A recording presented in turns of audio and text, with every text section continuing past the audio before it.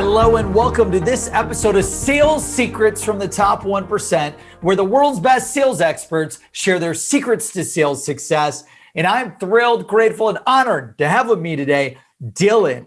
Dillon is a biz dev lead at Panoply. Before that, he was selling as an SDR at the unicorn outreach.io. And then before that, he started his sales career at Centage, where he started using LinkedIn Sales Nav, Sales Loft, data platforms, workflows, you name it. So we've got a lot to cover. And Dillon, thank you so much for joining us today. Thank you so much for having me, Brandon. I couldn't be more excited to be a part of it and excited for the opportunity. So thanks again. Awesome, man. So tell us a little bit, I mentioned Centage, Outreach, Panoply. Tell me a little bit about what is the product that you're selling now before we get into your top sales secret. But actually we'll back it up. What was your experience selling at, what is Centage? What was your experience there? Yeah. So in a real nutshell here, Brandon, I got a phone call one day from one of my buddies who lives in Boston. And I actually lived in Florida at the time. He gave me a ring and he said, "Hey, I got an idea for you. I was working in restaurants at the time, and he said, Which is the highest paying job to do, in school, out of school, before the career deal." Yeah. And, I was 2 years out of college at that point. And he was like, this sales development thing, that there's something to it. You know what I mean? And, I ended up applying the next day, took a flight the next week up to Boston, moved within 3 weeks, picked up everything, left. Lived super duper low in Boston for a year, but great, wonderful experience. Learned so much and really learned. So Centage, what is the product? Who are you selling to? What's the average deal size and sales cycle? Yeah, so it was more or less CFOs, controllers. It was a budgeting and financial planning software. Makes sense. And I was more or less doing the real groundwork. We didn't have a whole lot of solutions at the time, but I was blessed to help ramp up Sales Loft while I was there and stuff at the time as well. Oh, is that amazing? But average deal size was probably 10 to 40K, depending on who we were selling to, how big the company was, and that kind of thing. But that was really my base of learning how to use Google for sales development. And it was, Google is everything. So if anyone ever says we need tools, you always have Google. But that being said, and then I went on from Centage after I got that year of experience, and found outreach.io. Yeah. Did you move from Boston to Tampa for Outreach, or Seattle? Yes, sir. Yep. Moved up. So I lived in a little bit further south of Tampa at the time, and then moved to Boston and lived there for a year, moved back down to Tampa for Outreach. I'm trying to open an office in Tampa, by the way. It's a great place. I'll take it offline with you. I'll pick your brain on that. But okay, so you move to Tampa, it sounds like, to join. That was when Outreach, I don't know if they still have that office now, but that was when they had the office in Tampa, right?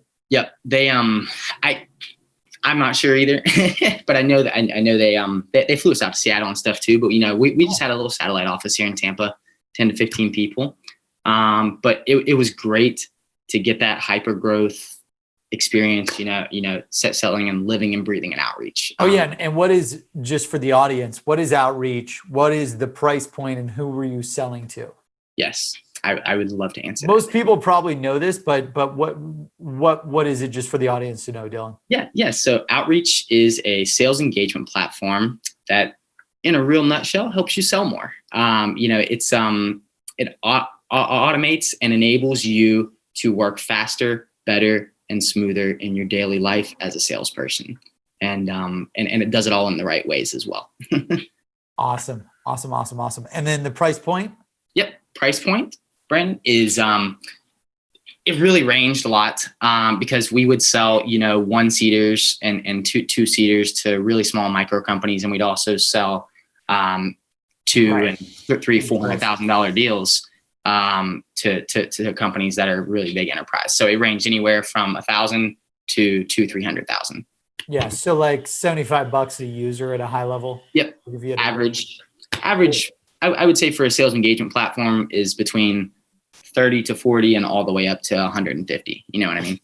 Yep. And then when you were selling what personas? I was selling to all salespeople. So anything top down, bottom up, in between, didn't anything matter. top down, bottom up, you know, and you know, whoever would take a meeting. Exactly. People just like you. I reached out to as many upper level people as I could, any way to get into their funnel. And alongside that, we would dig into marketing as well.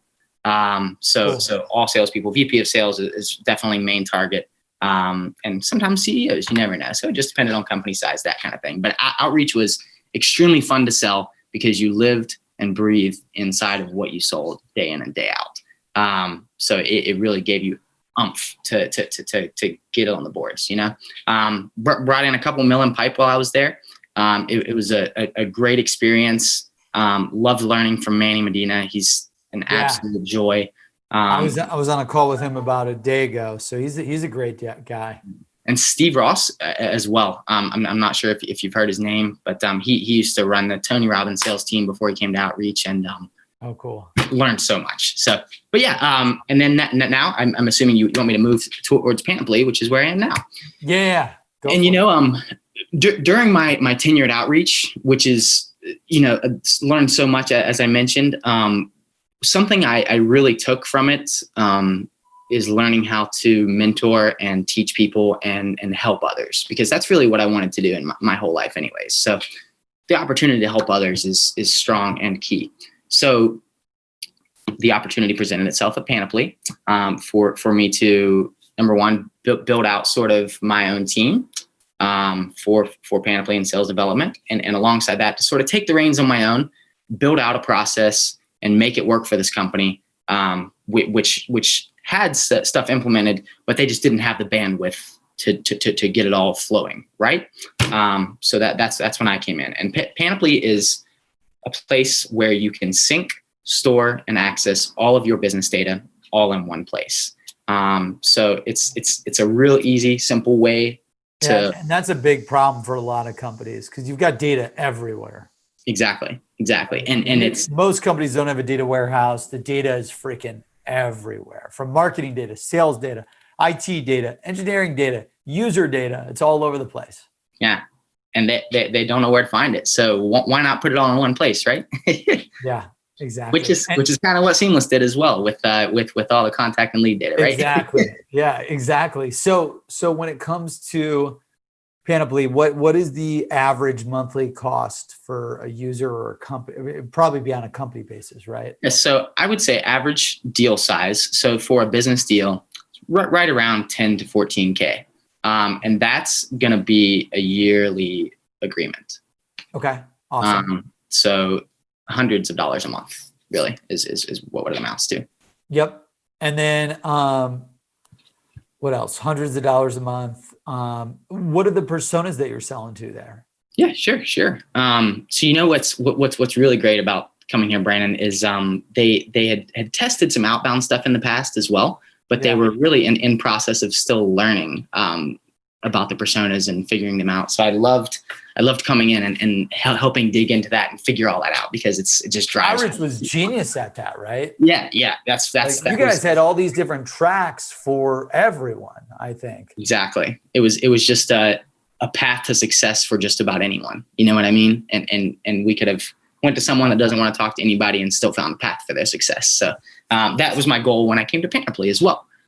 So we typically reached out to data analysts, just about anyone with the name data in the title. A CTO is going to be real primo in terms of booking a meeting for one of our AEs. But yeah, you know, anyone in technology, data, anything of that sort is going to know what they're doing with the data warehouse and where to store all their data.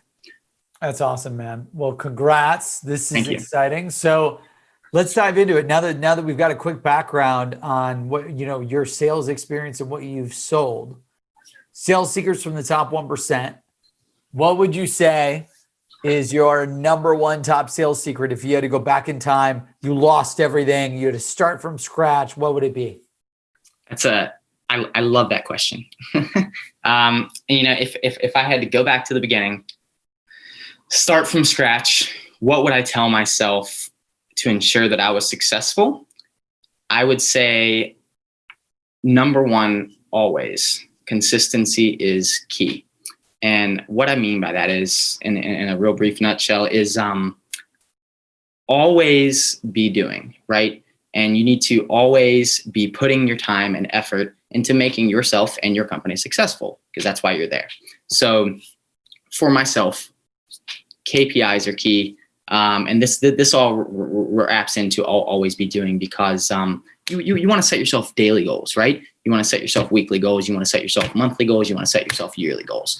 You want to get all those goals ready to roll, and they're all going to flow as long as you're performing the way you're supposed to. So pulling them out, a certain amount of contacts each week from Seamless, right? Yep. Making sure that you sequence a specific amount every single day. Whether it be 15 people a day, whether it be 30 people a day, whether it be 50 people a day, whether you're doing some super high priority, whether you're doing some low priority. Always, always, always, always, always, always sequence. And it is, if you continue to sequence every day, the fruits of your labor and the fruits of your effort are going to come. They may not come tomorrow, but as long as you put in that time and effort, you're going to see them in the near future. And how many people, Dillon, do you sequence? When you say sequence, is your definition, building a list and adding people to like an outbound workflow automation campaign? What does that mean for anyone that's listening on the bus, train, car, you name it? Yeah. So my definition of that is not necessarily importing a big list, right? And saying, blow it into the wind and see what happens, right? What I'm saying is knowing your prospect, right? So I'm gonna reach out to you with somewhat of a detailed something, anything at all about you, right? It doesn't need to be too much. There's a happy medium in terms of spending your time, right? So a couple minutes here and there, learning about who you are, Brandon. Fire that off into sequence and let it roll. Making sure that you're doing the omni-channel approach, touching every single possible place, everywhere, and making sure that you're always following up. Follow up, no matter what. Anytime, and this is a key for any salesperson out there, right? So 80% of salespeople, basically, and this may seem like a stat thrown out of midair, but 80% of salespeople don't follow up after like the third or the fifth touch or something like that. It was some kind of really cool stat. But what we found and what I learned really at Outreach and through this is it takes 15 to 16 touch points to gain your prospect's attention. That's not 15 automated emails directly in your inbox. That's an email here and there. That's a call here and there. That's a LinkedIn touch here and there. That's another way you can reach out here and there. So making sure that you follow up, making sure that you respond to those no's, and making sure that you always get in that last say, right? for these prospects is going to give you those wins. And yeah, I hope that clears it up. And how many people do you sequence every day now? Like, do you research every day? Do you have what's your personal quota? Yeah. So I was going to pull up Outreach in the background here for you, but awesome. I would say my personal quota is I have different buckets, right? So I like to do some detailed and I like to do some automated that aren't as high priority of prospects. Got it. So you've got what, 2 buckets, high priority, more personalization, lower priority, more automation. Yep. And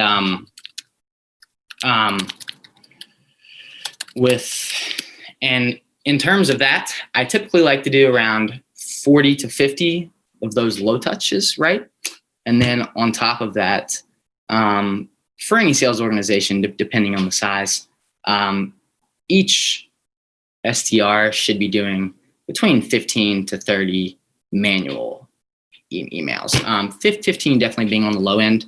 So like for my goal per day, I definitely try to stay between 20 and 30 all day, because that gets you 100 detailed prospects plus in per week, 100 to 150 a week. All of a sudden, after a month, you've got 500 to 600. And then by the next month, a decent percentage of those are going to respond to you because you took the time and care the detailed reach out to them, right?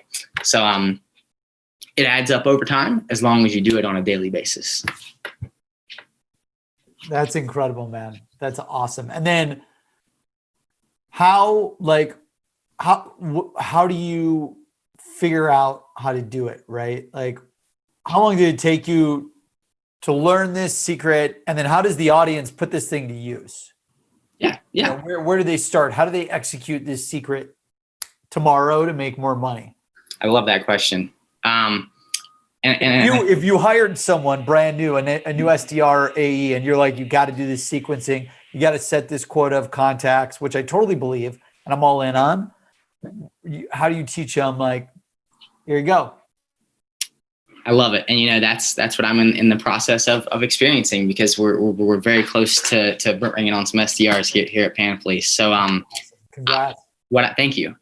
What I've been working on is and I know that everyone isn't going to have this at their access, but I've been working on a detailed layout for someone that I hire. Right. But that being said, the advice I would give to someone, right, is to, and this is what I did when I first started in SDRship in Boston. Show up, you know, no matter whether you're working from home, no matter whether you're in an office, wherever you may be, show up, be willing, ready to learn, and don't get scared by the no's, right? In sales, we're going to get a lot of no's. I've been told no. I'm sure you've been told no way many more times than I have, but I've been told no so many times. I had 40 emails in my inbox this morning. 30 of them were no's. It's okay. 30 responses is awesome. Get pumped about it. You know, like it's always great to get a response from a prospect. And you know, lastly but not least, what I would tell someone, and I realize none of this has to do with actually putting the people into sequence, but it all fits in there because it's going to give you the confidence, right? So last thing I would say really about it is positivity is the number one aspect for me, right? And I think when you come into work every day, having a positive hat on, having a positive mindset, and being ready to hit the ground running hard is going to be key in making sure you get your daily work done. When it comes to learning how to sequence and learning how to do all that stuff, love that. 100%. It takes a quick second to show you how to do it, but you can do it as long as you have that positive hat on, as long as you can push through that daily work to get all those yeses, strive to those wins, and take them to the goal, right? How'd you develop that mindset? Like, because you seem like throughout this interview, you seem grateful, you seem positive, you seem coachable.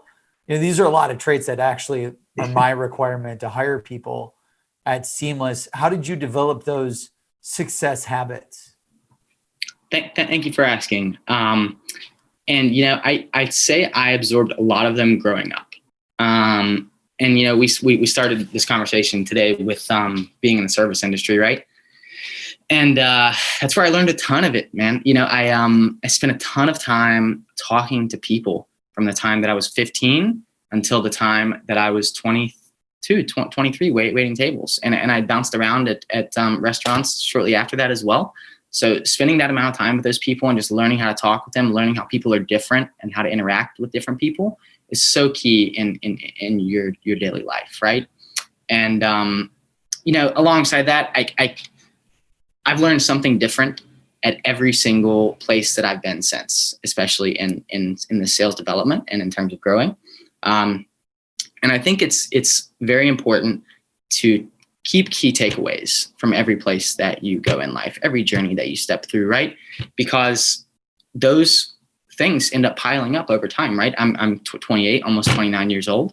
Everything that I'm taking from these past experiences is adding up to what I'm talking to you about now, right? So I think it's huge for people to always absorb information, even if you have to write it down, if you have to use tasks, if you have to use whatever. Take that, keep it in your heart, and roll forward with it. Awesome. Dillon Tucker, what would you title this chapter? Because we've covered like so many different micro secrets. If you had to give it a title in the book, what would you want the sales secret to be called? Oh man, I got a few ideas for you. And I don't want, I want it to be exciting, right? I want someone to be excited to see it. Yep.